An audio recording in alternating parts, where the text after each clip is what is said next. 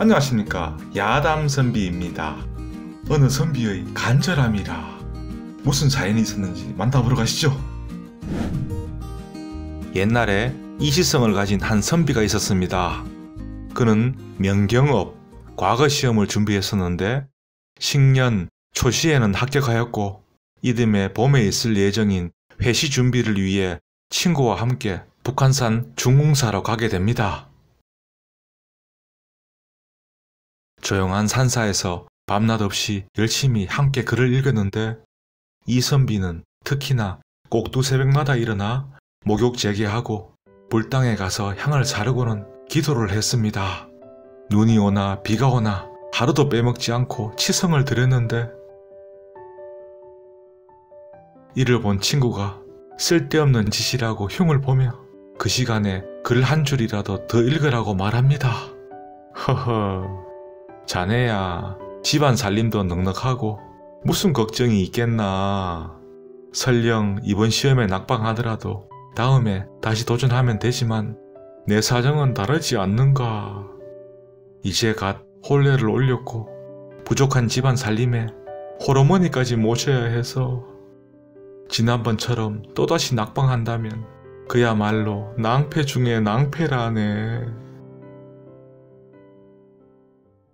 그리고는 더욱더 간절한 마음을 담아 부처님께 치성을 드리는데 어느 날엔 그 친구 이선비를 놀려 먹으려고 새벽 일찍 불당으로 먼저 가서 불상 뒤에 몸을 숨깁니다.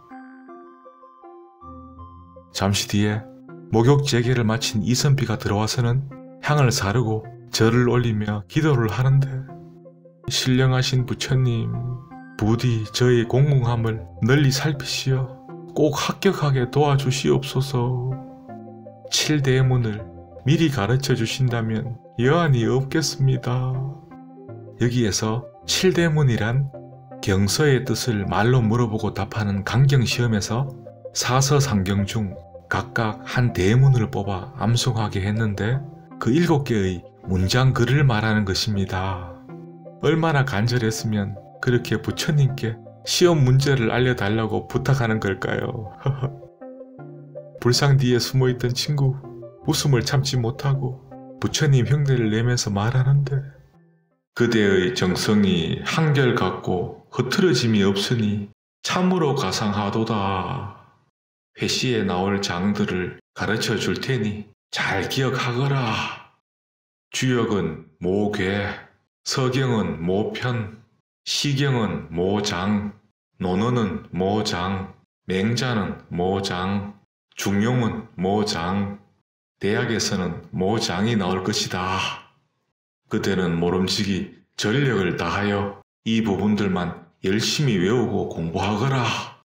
그러면 반드시 급제할 것이다. 이선비는 감격의 눈물을 줄줄 흘립니다. 그때부터 다른 장은 읽지 않고 오로지 밤낮으로 그 장들만 외우는데 이를 지켜보던 친구 처음에는 설마 그 말을 믿겠나 싶어 재미나게 속여 먹으려고 장난을 친 것인데 이선비가 진심으로 그렇게만 하니 점점 불안한 마음을 떨칠 수가 없었습니다. 부처님이 비록 7대문 장들을 가르쳐 주셨지만 그렇다고 그 말씀만 믿고 그 부분만 외우다니 자네가 이치에도 맞지 않는 일을 이렇게나 굳게 믿고 그대로 따르고 있는 게 너무나 안타깝네. 만약 시험에서 다른 장이 나온다면 정말 낭패가 아닌가. 허허, 나의 정성스러운 뜻이 쌓이니 신명도 감흥하여 이런 기적같은 계시를 해주셨다네. 자네도 그 부분만 집중적으로 외우고 공부하게나. 아, 그게 아닌데. 친구, 도저히 안되겠다 싶어 이실직고를 합니다. 사실 그 문제를 알려준 거는 부처님이 아니라 내가 불상 뒤에서 장난으로 말한 거라네. 뭐라? 이 사람 이제 시험도 얼마 남지 않았는데 내 사정을 뻔히 알고서도 어찌 이리 할 수 있는가? 신세 망치려고 작정을 하지 않고서야. 아, 미안하네. 허허, 이 사람 쫄기는. 농담이네.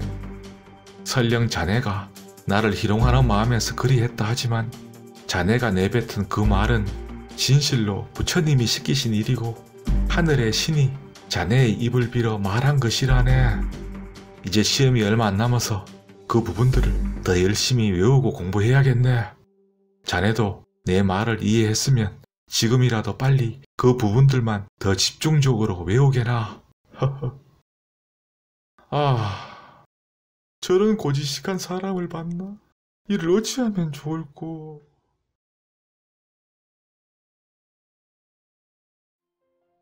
자, 그렇게 시간은 흘러 드디어 과거시험 회시가 치러집니다. 강경시험 그 문제가 출제되는데 모괴, 모편, 모장,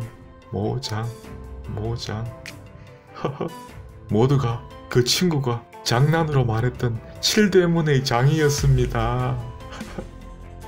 가벼운 수레가 익숙한 길을 달리듯 준마가 더 넓은 평야를 거침없이 질주하듯 한 번의 막힘도 없이 글자 토시 하나 틀리지 않고 술술 말합니다. 시험 심사관들 모두 크게 놀라고 장원급제. 우리네 세상 모든 일 간절하게 온 정성을 쏟으면 어떻게든 이루어지나 봅니다. 감사합니다. 그러게 내 말대로 하라니까. 그나저나 나 혼자만 합격을 해서 어찌하나. 아, 다음 시험에는 자네가 계시를 받아서 나에게 전해주게나. 허허, 그게 말이 되는가? 그냥 아무 생각 없이 열심히 공부나 하게. 아, 이보게 이선비. 이번 시간에는 여인의 매를 맞고 제대로 정신 차린 선비에 관한 이야기인데요. 홍우원이라는 선비가 과거에 급제하기 전에 강원도 인제 쪽에 집안 심부름을 간 적이 있었습니다. 도착하려면 아직 한참이나 남았는데 날이 이미 저물고 말았습니다. 깊은 산골이라 머물 수 있는 전막도 없고 하여 급히 길가에 작고 허름한 집으로 들어가 하룻밤 묵고 가기를 청하게 됩니다. 집에는 노부부와 젊은 며느리가 살고 있었는데 간단히 저녁 식사를 마치고는 노부부가 집을 나설 채비를 합니다. 오늘 밤 저 아래 동네 큰 집안 제사가 있어 저희 내외는 집을 비워야 합니다. 방이 누추하지만 어린 며느리와 저희 집을 잘 지켜주시고 편히 주무십시오. 자, 노부부가 떠나가고 잠을 청하려는 홍우원에게 젊은 며느리가 말합니다. 고단하실 텐데 저 아랫목에서 주무시지요. 그렇게 손님 홍우원의 이부자리를 봐주고는 문 입구 쪽 등잔불 아래서 뜨개질을 시작합니다. 홍우원이 그 젊은 며느리를 보니 비록 행색은 남루했으나 단아한 몸가짐과 아름다운 용모를 가지고 있었습니다. 자, 그래서 한번 유혹해보려 깊이 잠든 척을 하고는 며느리 쪽으로 슬쩍 끌러가서 한 발을 그녀의 무릎 위에 탁 올려봅니다. 그러자 며느리는 먼 길로 오느라 고단해서 그러리라 생각하고 살며시 그 발을 들어서 내려놓습니다. 잠시 뒤에 또 홍우원의 발이 올라갑니다. 며느리는 여전히 공손하게 그 발을 내려놓습니다. 자, 잠든 척하는 홍우원이 생각하기를 그 며느리가 강하게 거부하는 게 아니라 생각하고는 다시 한번 슬쩍 발을 올립니다. 그제서야 며느리는 홍우원이 흑심을 품고 이러함을 눈치채고는 손님 일어나 보시지요. 홍우원이 하품을 길게 하고는 깊이 잠든 후 깨어난 척을 합니다. 그러자 며느리가 단호한 목소리로 말합니다. 글을 읽는 선비님이 어찌 이런단 말입니까? 시부모님도 손님이 양반이시기에 의심치 않고 이렇게 단칸방이라도 손님을 믿고 자리를 내어주셨는데 어찌 저에게 이렇게 불미스러운 행동을 하시는지요? 당장 밖에 나가셔서 회초리를 찾아오십시오. 홍우원이 안절부절하면서 아니 그러한 것이 아니라 정명코 사내 대장부시라면 당장 일어나시지요. 부끄러움에 얼굴이 시뻘개지며 마지못해 밖으로 나가서 회초리를 가져옵니다. 자, 그러자 그 젊은 며느리가 그 가져온 회초리로 홍의원의 종아리를 10여 대 내리치고는 훈계를 계속합니다. 내일 시부모님이 돌아오시면 자초지종을 고할 터 다시는 헛된 생각 버리시고 주무십시오. 다음날 그 집으로 온 시부모가 며느리로부터 자세한 얘기를 전해 듣습니다. 이를 듣고는 시아버지가 며느리에게 호통을 칩니다. 내가 너의 정갈한 성품을 알기에 혼자 남겼어도 걱정이 없었지만 젊은 남자가 여인을 보고 마음이 흔들릴 수 있는 일이다. 내가 부드럽고 완곡하게 안 된다는 뜻을 전하면 될 일이지 어찌하여 회초리로 감히 양반의 종아리를 때렸단 말이냐. 그리고는 그 회초리를 가져와서는 며느리 종아리를 여러 대 때립니다. 잠시 후 홍의원에게 말합니다. 무지한 시골 여자가 양반 손님께 욕을 보였습니다. 대신하여 사죄드립니다. 며느리가 맞을 때 옆에 있던 홍의원이 어떻겠습니까? 못 들을 바를 모르죠. 부끄러움 가득 안고 그 집을 떠납니다. 며칠 뒤 홍의원이 집안 볼일을 끝내고 집으로 돌아가는 길입니다. 그날 또 그 수십리 길을 가는데 날이 저물어 버립니다. 주막도 보이지 않아 어느 작은 마을 입구에 있는 집으로 들어가 하룻밤 묵고 가기를 청합니다. 그 집에는 젊은 부부 둘만 있었는데 남편이 말합니다. 저는 오늘 밤에 급히 문상을 다녀와야 합니다. 그래서 내일 아침에나 들어올 수 있습니다. 누추하지만 편히 쉬었다 가십시오. 부인에게 손님 잘 대접하라 부탁하며 떠납니다. 이 집은 그 큰 방 하나가 이렇게 쪽문이 달린 칸막이로 나누어진 그런 구조였습니다. 자, 밤이 깊어지자 그 위칸에서 홍의원이 잠자리에 들려 합니다. 며칠 전 그 회초리 맞고 막 혼쭐 난 일도 있고 해서 절대 허튼 생각 가지지 말자 다짐하면서 잠을 청합니다. 잠시 후 젊은 부인의 목소리가 들립니다. 손님, 그곳 위칸이 몹시 차가울 텐데 여기로 오셔서 저와 함께 주무시는 게 어떠한지요? 괜찮소. 춥지 않소이다. 아, 추우실 텐데 제가 한번 들어가 보겠습니다. 막 쳐들어올 기세입니다. 그러자 홍의원이 급히 몸을 일으켜 그 작은 칸막이 문이 안 열리게 막 막습니다. 문이 열리지 않자 젊은 부인이 막 화를 내며 말합니다. 아니, 무슨 젊은 사내가 재미를 그렇게 모른단 말이오. 아랫도리에 무슨 문제라도 있어. 남자가 그대 하나뿐인 줄 아시오. 그리고는 문을 콱 닫아내면서 밖으로 나가버립니다. 그러자 홍의원이 겨우 한숨을 내쉬고는 그래도 먼 길을 오느라 피곤한 참에 금방 깊은 잠이 들고 맙니다. 자, 다음날이 되자 떠날 채비를 하고 밖으로 나오는데 그 집 남편이 떡하니 마당에 서 있습니다. 근데 손에 낫이 들려있는데 피가 막 근근히 묻어 있습니다. 홍의원이 깜짝 놀라 얼음이 됩니다. 잠시 후 남자가 홍의원에게 절을 올리며 말합니다. 나리님께서는 대인 군자이십니다. 젊은 여자와 칸막이 하나를 사이에 두고서도 절제를 하시다니 저 여자의 평소 행실이 음탕하다고 동네에 온갖 소문이 다 돌았습니다. 하지만 증좌도 없고 그냥 아내를 믿고 넘어가려 하였습니다. 그런데 마침 어젯밤에 용모가 수려한 나리님이 하룻밤 묵고 가기를 청하시기에 거짓으로 제가 일이 있다 하여 하룻밤을 비우고 나가는 척을 하고는 문 밖에서 지켜보았습니다. 과연 소문대로 갖은 유혹으로 나리님을 시험하더군요. 나리님이 꿈쩍을 하지 않자 집을 나가서는 저 아래 홀로 사는 총각을 찾아가 정을 통하는 겁니다. 이에 분을 참지 못하고 그 현장에서 그들을 단칼에 죽여버렸습니다. 만약 나리님이 어젯밤의 그 유혹에 넘어갔더라면 나리님이 죽으셨겠죠.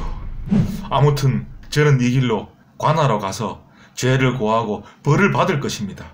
부디 그 고든 마음으로 나라의 좋은 인재가 되어 주십시오. 아, 홍의원의 목숨이 졸지에 달아날 뻔했네요. 훗날 홍의원은 과거에 급제하고 높은 뱃슬길에 올랐지만 그때의 일들을 교훈삼아 여색을 멀리했다 합니다. 아, 회초리. 그 홍의원을 정신 차리게 해준 그 젊은 며느리의 회초리 덕분에 목숨까지 구했으니 그럴만하죠. 우리 남자들 회초리 맞을 행동은 하지 맙시다. 감사합니다. 남을 동정하는 따뜻한 마음, 인정에 관한 이야기인데요. 자, 자, 그럼 시작해 보겠습니다. 통제사 진앙이 젊었을 때 선정관으로 재직하던 때였습니다. 이모년에 금주령이 엄격했는데 어느 날 갑자기 임금이 새롭게 선정관이 된 진앙을 불러들여서는 장검 하나를 내어주면서 하교합니다. 아직도 민가에서 술을 빚는 집이 많다고 하는데 너는 지금 즉시 이 칼을 가지고 나와서 그 술 빚는 자들을 잡아오도록 하라. 3일의 기한을 줄 테니 만약 그 안에 잡아들이지 못한다면 너의 머리를 칠 것이다. 아, 진앙이 난처합니다. 진앙이 명을 받고 집으로 돌아오는 길에 좋은 방도를 하나 생각해냅니다. 집으로 돌아온 진앙은 곧바로 방으로 들어가 옷소매로 얼굴을 가리고 누워버립니다. 걱정이 된 진앙의 소실첩이 연유를 묻자 진앙이 답합니다. 내가 원래 술을 좋아하는데 어명이 워낙 근엄하여 술을 못 마시니 목이 말라 죽을 지경이구나. 이에 진앙의 첩이 잠시 망설이다가 제가 알고 있는 곳이 있긴 한데 해가 저물어야 구해올 수 있으니 잠시만 기다려 주시지요. 자, 이윽고 해가 저물어지자 치마 저고리로 얼굴을 가리고 집을 나서는데 진앙이 그 뒤를 몰래 따라가기 시작합니다. 한참 뒤 산골짜기에 흐름한 초가로 들어가서 술을 사가지고 나오는 진앙의 첩입니다. 그 길을 익혀두고는 진앙이 빨리 집으로 먼저 돌아옵니다. 잠시 뒤 첩이 사온 술을 달게 한 사발 들이키고는 술병을 들고 일어섭니다.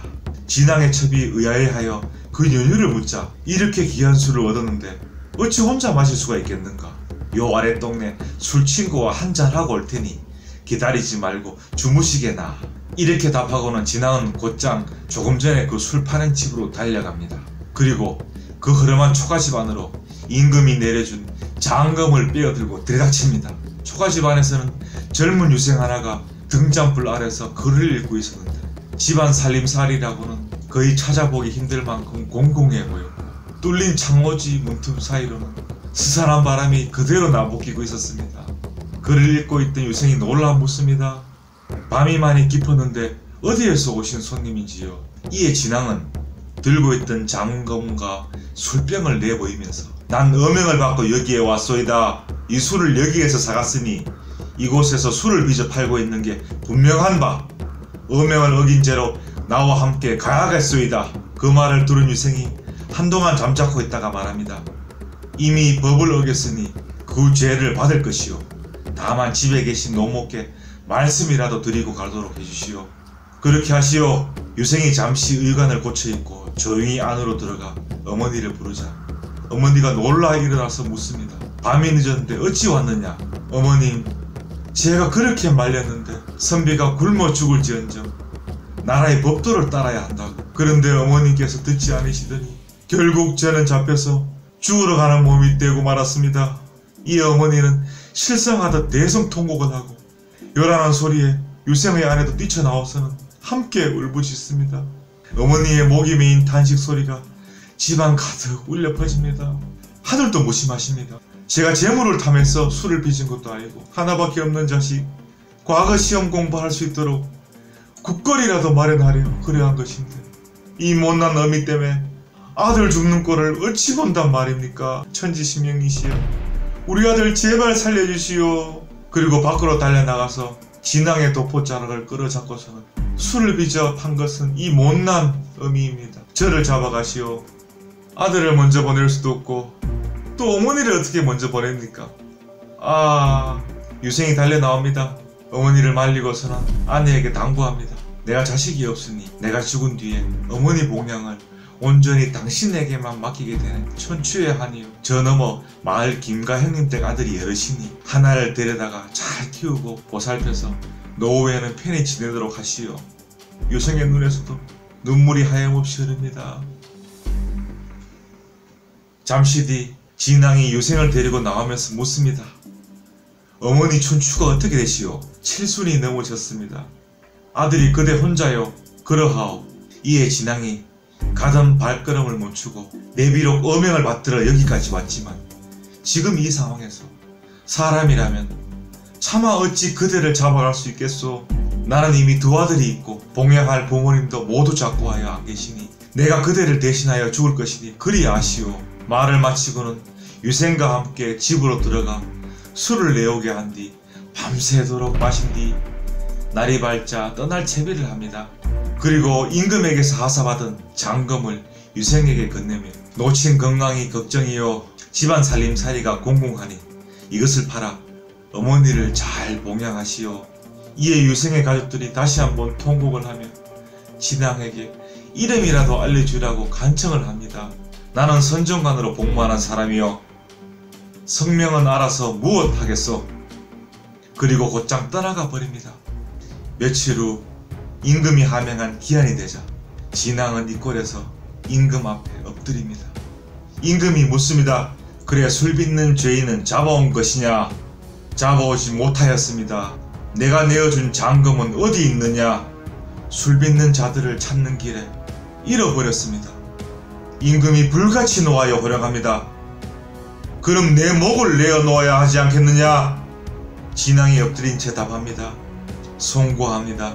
죽여주시옵소서.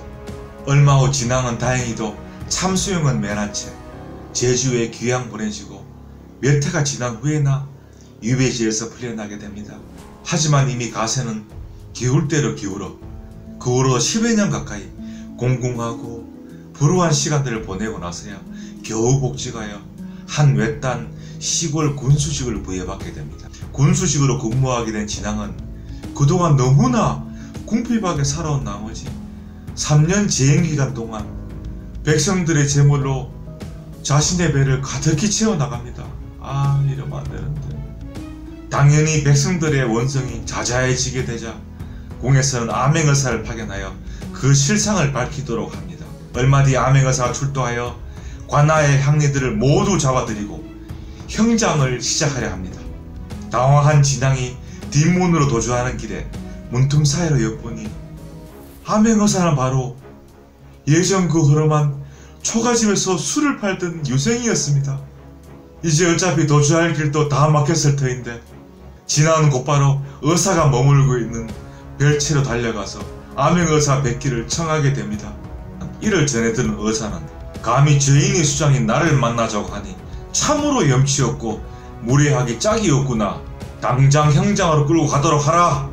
그 순간 진앙이 포졸들을 물리치고 의사의 방으로 뛰어들어갑니다. 그리고 의사에게 말합니다. 의사 또는 본관을 아십니까? 이에 의사는 진앙을 쳐다보지도 않은 채 대답하기를 내 어찌 본관을 안단 말이오. 당장 이자를 끊어내지 않고 뭘 하느냐. 포졸들에게 엄한 호통을 치는데 그 순간 진앙이 다급히 말합니다. 제가 바로 그 옛날 어명을 받고 의사또의 집에 간 선전관입니다. 그제서야 화들짝 놀란 의사또는 진앙을 돌아보는데 과연 그 선전관이 맞습니다. 이에 바로 포졸들을 물리고 진앙과 마주 앉은 뒤 눈물을 비워도 틀리며 진앙에게 큰절을 합니다. 잠시 후 진앙의 두 손을 꼭 잡은 채 그때의 그 은혜를 꼭 갚게 해주기를 천지신명님께 하루도 빌지 않은 날이 없었습니다. 제가 그때 잡혀가서 죽었더라면 저희 어머님과 아내가 어찌 버티어 살아갈 수 있었겠습니까? 다시 한번 큰절 받으십시오. 잠시 후 의사또는 바로 명하여 형장의 형구들을 모두 물리게 한 후 잡혀온 죄인 모두를 방면하고 곳간을 열어 고을 백성들에게 모두 나누어 주도록 하였습니다. 그리고 진앙과 함께 밤새도록 술을 마시며 그동안 살아온 이야기들을 함께 나누었습니다. 그 후로 진앙은 자신의 과오를 크게 뉘우친 바 자숙하며 지내고 있었는데 얼마 뒤 궁에서 그에게 삭주부사직을 명하는 게 아니겠습니까? 나중에 알고 보니 의사또가 궁으로 복귀하여 진앙의 좋은 점만을 임금에게 보고하였고 이를 훌륭히 여긴 임금이 그를 삭주부사에 임명하게 된 것입니다. 훗날 의사는 벼슬이 대신에까지 이르렀으며 진앙 또한 그 벼슬이 통제사에까지 올랐고 두 사람은 평생 중마교우의 우정처럼 지냈다고 합니다. 아, 감동적입니다. 각박한 지금 세상에 우리도 인정을 가득 베풀어 보면 어떨까요? 반드시 먼 훗날 그 베푼 인정이 눈덩이처럼 부풀어져 고마움으로 다시 돌아올 것입니다. 감사합니다. 착한 일을 많이 한다는 뜻의 적선에 관한 감동적인 이야기를 전해드리겠습니다. 강릉 김씨의 한 선비가 집이 너무 가난하여 집안 식구들이 끼니를 거르는 일이 다반사였습니다. 어느 날 나이 든 어머니가 탄식을 하는 아들에게 이렇게 말합니다. 우리 집이 조상선대에는 부자로 이름이 나고 덕을 많이 쌓아서 그 노비들이 부지기수로 많았는데 지금은 저 강 건너 마을에 흩어져 살고 있으니 네가 가면 그들에게 곡물거리라도 받아올 수 있을 것이다. 김선비는 그 즉시 어머님이 내어준 노비 문서들을 가지고 그들을 찾아갑니다.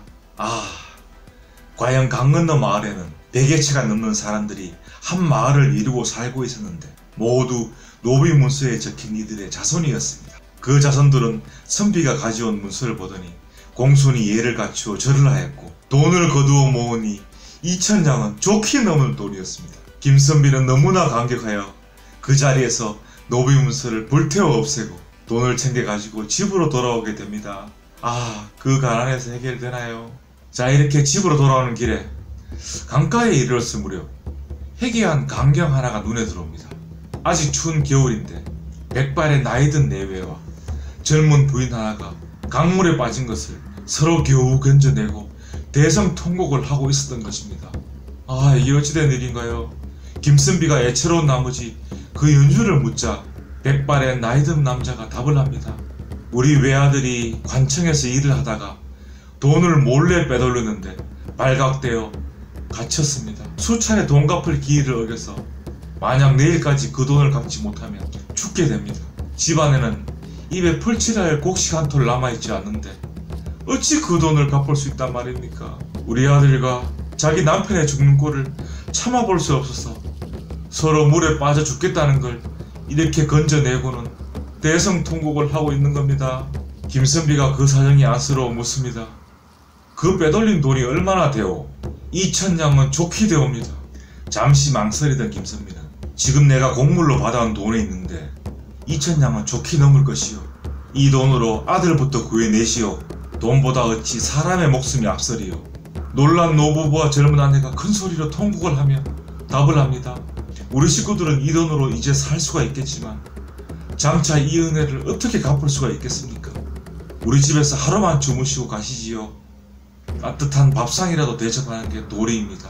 해가 이미 저물고 있고 집에서는 저를 기다리는 연로하신 어머님이 계시는데 한시라도 지체할 수 없습니다. 김선비는 그리고 그 즉시 자리를 떠나버립니다. 세 사람은 김선비가 준 돈으로 그 즉시 관청에 돈을 갚고 아들과 집으로 돌아와서는 다시 대성통곡을 합니다.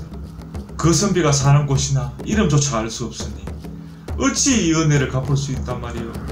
기쁨과 안타까움의 울음소리가 밤하늘 가득 퍼집니다. 한편 집으로 돌아온 김선비는 아들을 반갑게 맞이하는 어머니께 어머니 식사도 제대로 못 챙겨드리는 제가 너무 송구합니다. 그리고는 오늘 일들을 어머니께 소상히 전하게 됩니다. 이를 전해드린 어머니는 아들의 등을 어루만지며 참으로 장하구나 내 아들 하고 진심으로 기뻐하였습니다. 그 의미의 그 아들이란 말이 딱 맞는 말인 것 같습니다.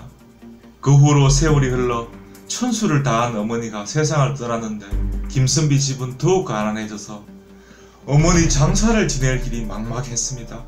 더군다나 어머니를 모실 산지까지 구하지 못한 채 직원과 함께 정처 없이 산지를 찾아 헤매고 있었습니다. 그리고 어느 곳에 이르자 직원이 감탄하며 이렇게 말합니다.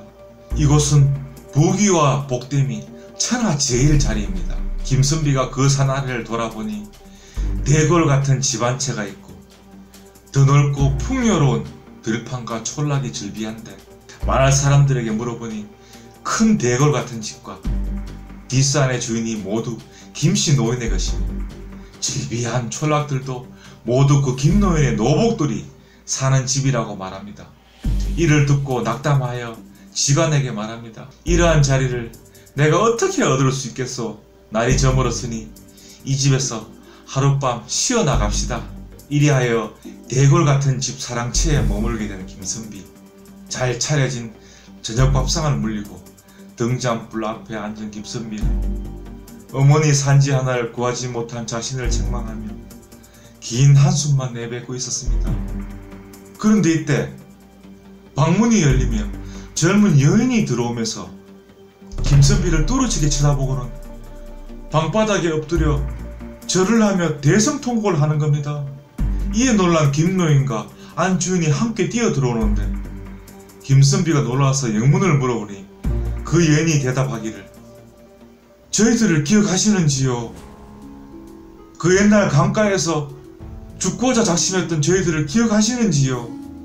그제서야 기억을 떠올린 김선비. 이런 운명적인 만남이 있었단 말입니까?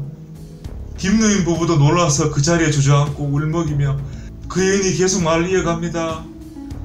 선비님의 은혜를 갚을 길이 없어 그날 이후로 하루도 빠짐없이 향불을 피워놓고 선비님을 다시 만나 그 은혜를 갚을 수 있기를 천지신명께 간청하고 간청하였습니다. 김노인 부부도 울먹이며 김선비를 껴안고 대성통곡을 합니다. 밤이 다가는 줄도 모르게 그동안의 일들을 얘기하는데 김선비의 도움으로 그 남편이 관청에서 풀려난 뒤 이곳으로 이사를 오게 되었으며 농사면 농사, 장사면 장사, 하는 일마다 모두 잘 되어 이렇게 큰 부자가 되었으며 이제 남은 유일한 소원이 은혜 입은 선비님을 만나는 것인데 그것도 이루어졌다. 울먹입니다. 계속해서 김노인이 상제가 된 선비의 사연을 묻자 김선비는 연로한 어머니가 상을 당한 이야기와 집이 공공하여 장례를 치르지 못하는 사연, 그리고 산지까지도 아직 구하지 못해 여기까지 왔고 이 집 뒷산에 좋은 자리를 보았으나 쓸 형편이 못된다는 사정들을 자세히 이야기합니다. 이에 김노인이 답하기를 장례 치르는 모든 절차들은 저희가 진행할 테니 선비님은 아무 걱정 없이 돌아가셔서 발인해 오도록 하십시오. 다음날 수십 명의 노비와 말을 준비시켜 장례에 쓰일 모든 준비를 챙겨 보내는 동시에 가마 여러 대를 준비하여 선비네 식구들을 편안히 이곳으로 모셔오도록 하였습니다. 김노인 덕분에 최고의 명당 자리에 어머니를 모신 후 그 감사의 마음을 전하는 자리에서 김노인 식구 전부가 떠날 채비를 하는 것입니다. 그리고 대궐 같은 집과 모든 전답, 노비 문서를 선비에게 건넵니다. 놀란 김선비가 영문을 물으니 뒷마을에 작은 별채가 있어 우리 가족이 살기에 충분합니다. 여기에 모든 것은 선비님 베푼 은혜로 이루어진 것이니 저희들 것이 아니옵니다. 이곳에서 대대손손 부귀영화를 누리십시오.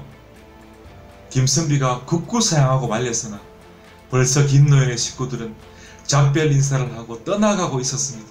그 후로 김선비의 공덕과 최고의 명당자리 기운이 이어져 자손 대대로 부귀와 영화가 끊이지 않고 이어졌다 합니다. 이것이 요즘 말하는 상생의 참 의미가 아닐까요? 감사합니다. 어진이와 어리석은이. 이는 서해 유성룡 대감과 그 숙부 어른에 관한 이야기인데요. 서해 유성룡, 다들 너무나 잘 아시죠? 그 서해 대감은 임진왜란 당시에 영의정이자 도채찰사, 지금으로 말하면 군대 총사령관입니다. 행정과 군사의 총책임을 맡아서 전란을 끝내는데 큰 역할을 하신 분입니다. 그리고 임진왜란이 끝난 후에는 그 유명한 징비록을 썼던 분입니다. 그리고 서해대감은 한평생을 청렴하게 살아서 그가 임종할 당시에는 집안의 재산이 거의 남아있지 않았다고 합니다. 그래서 그 골백성들이 제수용품을 차려서 장례를 치렀다고 할 만큼 정말 훌륭하고 인품 있는 그런 대감이었습니다. 그리고 잘 아시죠? 이순신 장군과는 절친한 벗이자 든든한 후원자였습니다. 그리고 서해대감은 그 당대에 손가락 안에 꼽힐 정도로 미남이셨다고 합니다. 잘생기고 청렴하고 인품까지 갖춘 정말 제대로 된 상남자였습니다. 자, 그 서해 유성룡 대감이 잠시 안동 집안에 내려와 머물던 때의 이야기입니다. 집안에는 그 숙부 한 분이 계셨는데 좀 행동이 어리석고 좀 숙맥이라서 다들 치숙이라고 불렀습니다. 이게 치숙이 지금 말로는 뭐 바보 삼촌, 바보 아저씨쯤 되겠네요. 그런데 어느 날 그 숙부가 조카인 서해대감에게 말합니다. 자네가 나란 일로 항상 바쁘니 혹시 잠시 한가한 시간이 나면 꼭 나를 불러줄 수 있겠나? 내 긴히 할 말이 있으니. 서해대감은 그렇게 하겠노라 약속하고 며칠이 지난 후에 손님도 없고 이제 일처리도 다 마무리되고 해서 그 숙부 어른을 부릅니다. 그러니까 그 숙부 어른이 옷은 다 떨어져 있고 가슴 막 찌그러져 있고 그렇게 해서 그래도 막 기쁜 얼굴로 조카 앞에 앉습니다. 이렇게 시간을 내어주니 너무나 고맙네. 내 오늘 그대와 바둑 한 판을 두고 싶네만. 숙부님이 제게 바둑을 청하십니까? 하고 크게 웃습니다.